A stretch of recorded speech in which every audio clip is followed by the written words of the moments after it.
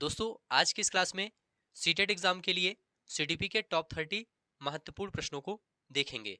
आप सभी लोग इस क्लास को पूरा ध्यान से देखिए और सभी प्रश्नों का उत्तर बताने का प्रयास कीजिए।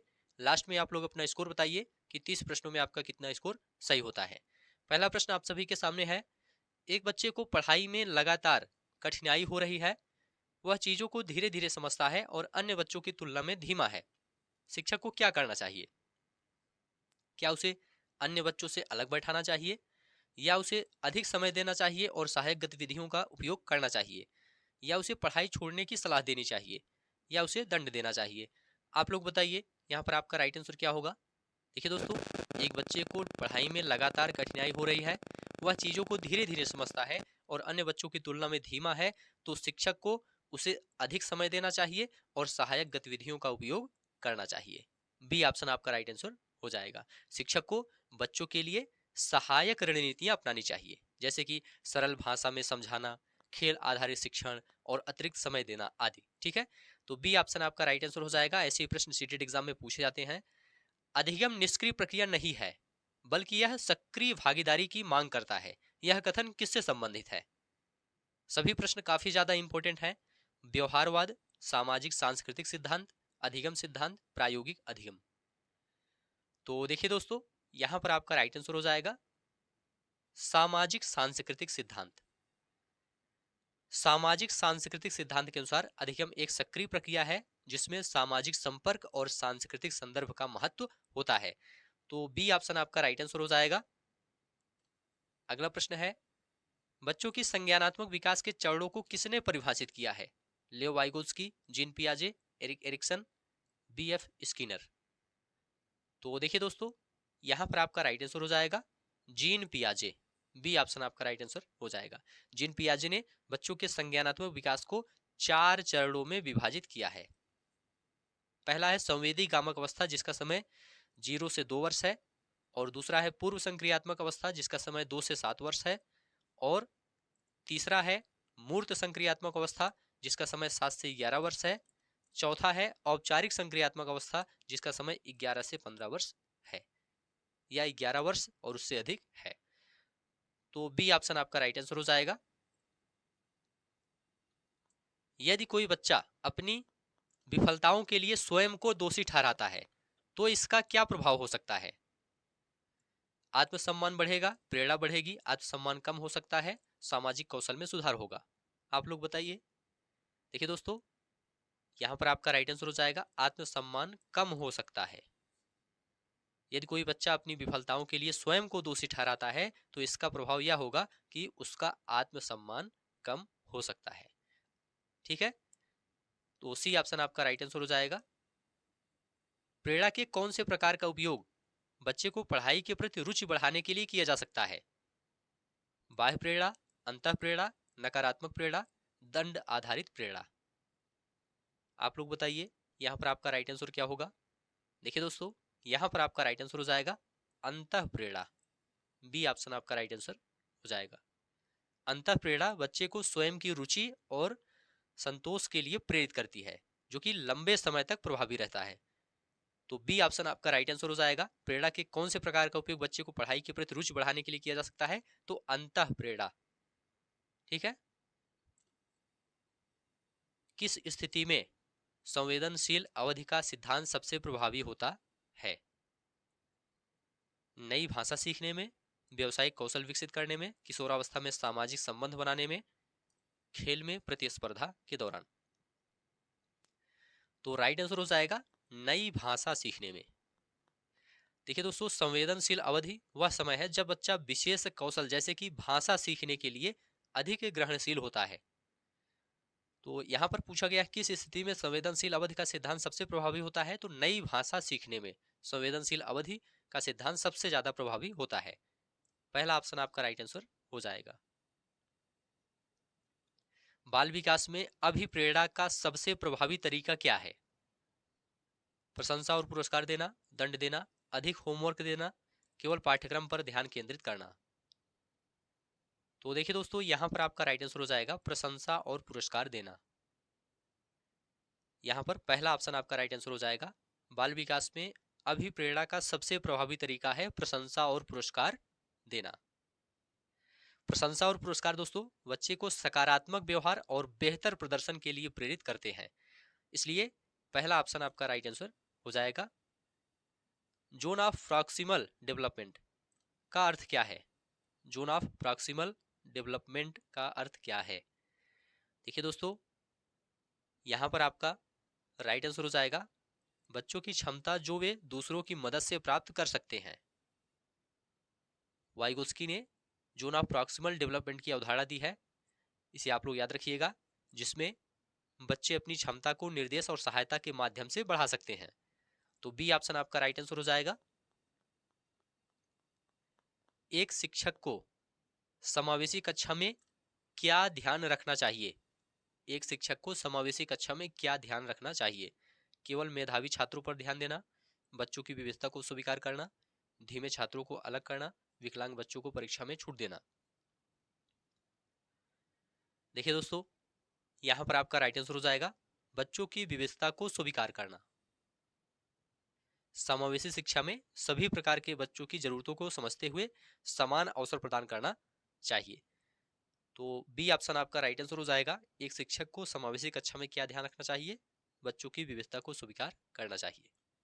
यदि कोई बच्चा पढ़ाई में असफल हो रहा है तो शिक्षक को सबसे पहले क्या करना चाहिए? उसे डांटना चाहिए, उसके सीखने की प्रक्रिया का आकलन करना चाहिए, उसके माता पिता से शिकायत करना चाहिए, उसे अलग बैठाना चाहिए। तो देखिए दोस्तों, यहाँ पर आपका राइट आंसर हो जाएगा उसके सीखने की प्रक्रिया का आकलन करना चाहिए। यदि कोई बच्चा पढ़ाई में असफल हो रहा है तो शिक्षक को सबसे पहले उसके सीखने की प्रक्रिया का आकलन करना चाहिए। बी ऑप्शन आपका राइट आंसर हो जाएगा। एक शिक्षक बच्चों की रुचि और क्षमता को ध्यान में रखते हुए पाठ योजना बनाता है। यह किस प्रकार की शिक्षण विधि है? बाल केंद्रीय शिक्षण विधि, शिक्षक केंद्रीय शिक्षण विधि, अधिगम निष्क्रिय शिक्षण, पाठ्यक्रम केंद्रीय शिक्षण। तो देखिए दोस्तों, यहां पर आपका राइट आंसर हो जाएगा बाल केंद्रित शिक्षण। पहला ऑप्शन आपका राइट आंसर हो जाएगा। एक शिक्षक बच्चों की रुचि और क्षमता को ध्यान में रखते हुए पाठ्य योजना बनाता है, यह बाल केंद्रित शिक्षण विधि है। पहला ऑप्शन आपका राइट आंसर हो जाएगा। बाल केंद्रित शिक्षण में दोस्तों बच्चे की रुचि, अनुभव और क्षमता का ध्यान रखा जाता है, जिससे कि अधिगम प्रभावी हो सके। जब कोई बच्चा एक अवधारणा को नई स्थितियों में लागू करता है तो यह किस संज्ञानात्मक प्रक्रिया को दर्शाता है? समायोजन, आत्मसात, पुनः संरचना, विश्लेषण। तो यहाँ पर आपका राइट आंसर हो जाएगा आत्मसात। आत्मसात वह प्रक्रिया है जिसमें बच्चा नई जानकारी को अपने मौजूदा ज्ञान संरचना में समायोजित करता है। बी ऑप्शन आपका राइट आंसर हो जाएगा। सीखना व्यवहार में अपेक्षाकृत अस्थायी परिवर्तन है, यह किस सिद्धांत का हिस्सा है? संज्ञानात्मक सिद्धांत, व्यवहारवादी सिद्धांत, सामाजिक अधिगम सिद्धांत, संरचनावादी सिद्धांत। तो यहाँ पर आपका राइट आंसर हो जाएगा व्यवहारवादी सिद्धांत। सीखना व्यवहार में अपेक्षाकृत अस्थायी परिवर्तन है, यह व्यवहारवादी सिद्धांत का हिस्सा है। बी ऑप्शन आपका राइट आंसर हो जाएगा। सतत और व्यापक मूल्यांकन का उद्देश्य क्या है? केवल लिखित परीक्षा पर ध्यान केंद्रित करना, बच्चों के समग्र विकास का मूल्यांकन करना, छात्रों को श्रेणियों में विभाजित करना, केवल शैक्षणिक प्रदर्शन का आकलन करना। राइट आंसर हो जाएगा बच्चों के समग्र विकास का मूल्यांकन करना। सतत और व्यापक मूल्यांकन का उद्देश्य है बच्चों के समग्र विकास का मूल्यांकन करना, बच्चों के समग्र विकास का मूल्यांकन करना। बी ऑप्शन आपका राइट आंसर हो जाएगा। बाल मनोविज्ञान के अनुसार सीखने में विफलता का सबसे बड़ा कारण क्या हो सकता है?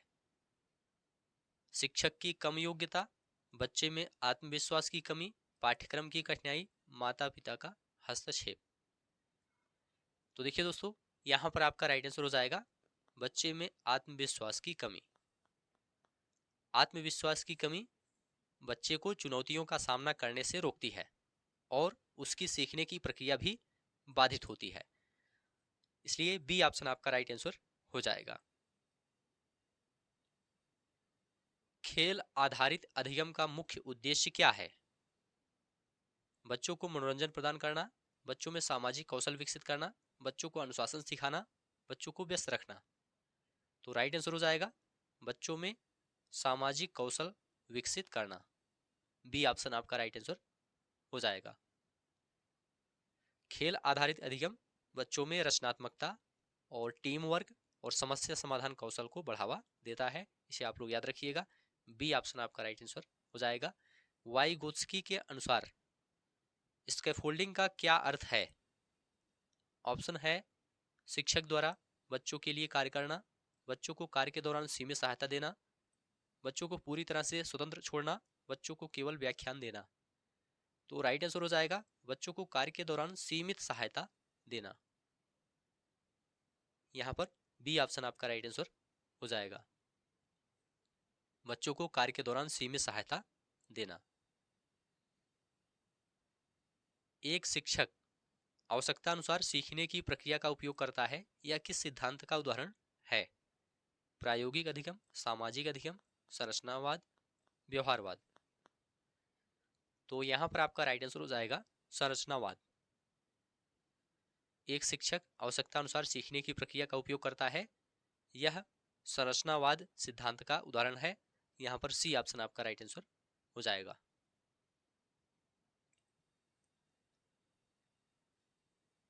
कौशल आधारित मूल्यांकन का उद्देश्य क्या है? छात्रों की मौलिक क्षमता का पता लगाना, केवल पाठ्यपुस्तक के ज्ञान का परीक्षण करना, छात्रों को श्रेणियों में विभाजित करना, केवल लिखित परीक्षा पर ध्यान देना। तो देखिए दोस्तों, यहाँ पर आपका राइट आंसर हो जाएगा छात्रों की मौलिक क्षमता का पता लगाना। पहला ऑप्शन आपका राइट आंसर हो जाएगा। कौशल आधारित मूल्यांकन का उद्देश्य है छात्रों की मौलिक क्षमता का पता लगाना। नेक्स्ट है, बाल विकास में मल्टी सेंसरी अप्रोच का क्या लाभ है? बच्चे की एक विशेष इंद्रिय को मजबूत बनाना, सीखने की प्रक्रिया को रोचक और प्रभावी बनाना, बच्चों को अनुशासन सिखाना, केवल शिक्षकों के लिए सहूलियत प्रदान करना।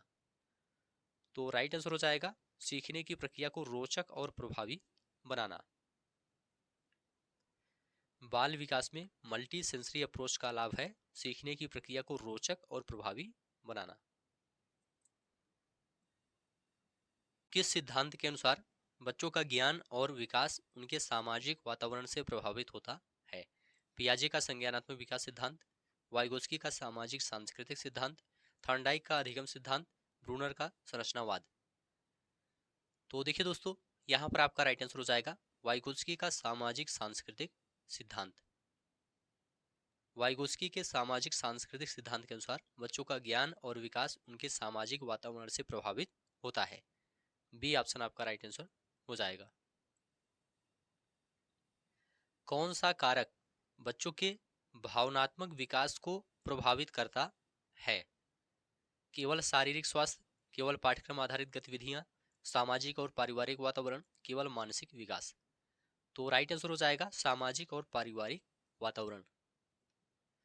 बच्चे का भावनात्मक विकास दोस्तों उसके परिवार, दोस्तों और समाज के साथ संपर्क और अनुभवों से प्रभावित होता है। तो सी ऑप्शन आपका राइट आंसर हो जाएगा। किस सिद्धांत में अनुकरण और मॉडलिंग को अधिगम का महत्वपूर्ण हिस्सा माना गया है? सामाजिक अधिगम सिद्धांत, व्यवहारवादी अधिगम सिद्धांत, संरचनावादी सिद्धांत, मानवतावादी सिद्धांत। तो देखिए दोस्तों, यहाँ पर आपका राइट आंसर हो जाएगा सामाजिक अधिगम सिद्धांत। पहला ऑप्शन आपका राइट आंसर हो जाएगा। किस सिद्धांत में अनुकरण और मॉडलिंग को अधिगम का महत्वपूर्ण हिस्सा माना गया है? तो सामाजिक अधिगम सिद्धांत में अनुकरण और मॉडलिंग को अधिगम का महत्वपूर्ण हिस्सा माना गया है। पहला ऑप्शन आपका राइट आंसर हो जाएगा। देखिए दोस्तों, वेंडूरा के सामाजिक अधिगम सिद्धांत के अनुसार बच्चे दूसरों के व्यवहार को देखकर और उसे अनुकरण करके सीखते हैं। तो इसे आप लोग याद रखिएगा। नेक्स्ट है, बच्चे की आत्म अवधारणा का मुख्य आधार क्या है? उसकी सामाजिक तुलना, उसकी आर्थिक स्थिति, उसकी शारीरिक बनावट, उसकी शैक्षणिक योग्यता। तो राइट आंसर हो जाएगा उसकी सामाजिक तुलना। पहला ऑप्शन आपका राइट आंसर हो जाएगा। बच्चे की आत्म अवधारणा का मुख्य आधार है उसकी सामाजिक तुलना। पहला ऑप्शन आपका राइट आंसर हो जाएगा। नेक्स्ट है, शिक्षण में प्रतिक्रिया सिद्धांत का उपयोग कब किया जाता है? जब छात्र सही उत्तर देता है, जब छात्र को तत्काल प्रतिक्रिया दी जाती है, जब छात्र को सजा दी जाती है, जब छात्र को स्वतंत्र रूप से सीखने दिया जाता है। देखिए दोस्तों, यहां पर आपका राइट आंसर हो जाएगा जब छात्र को तत्काल प्रतिक्रिया दी जाती है। प्रतिक्रिया सिद्धांत के अनुसार दोस्तों, बच्चों को तत्काल प्रतिक्रिया देना सीखने की प्रक्रिया को तेज और प्रभावी बनाता है। तो बी ऑप्शन आपका राइट आंसर हो जाएगा। सीखने के लिए सीखना का उद्देश्य क्या है? केवल पाठ्यक्रम समाप्त करना, बच्चों में आत्मनिर्भरता और समस्या समाधान कौशल विकसित करना, शिक्षकों के लिए शिक्षण को आसान बनाना, छात्रों पर नियंत्रण रखना। तो राइट आंसर हो जाएगा बच्चों में आत्मनिर्भरता और समस्या समाधान कौशल विकसित करना। सीखने के लिए सीखना बच्चों में सोचने, विश्लेषण करने और नई समस्याओं को हल करने की क्षमता को बढ़ावा देता है। तो बी ऑप्शन आपका राइट आंसर हो जाएगा। नेक्स्ट है, संज्ञानात्मक असंगति किसे दर्शाती है? बच्चों का एक ही उत्तर 2 बार देना, बच्चों का नए विचारों और अपने पुराने विश्वासों के बीच संघर्ष महसूस करना, बच्चों का पढ़ाई से जुड़ाव कम होना, बच्चों का दूसरों के विचारों की नकल करना।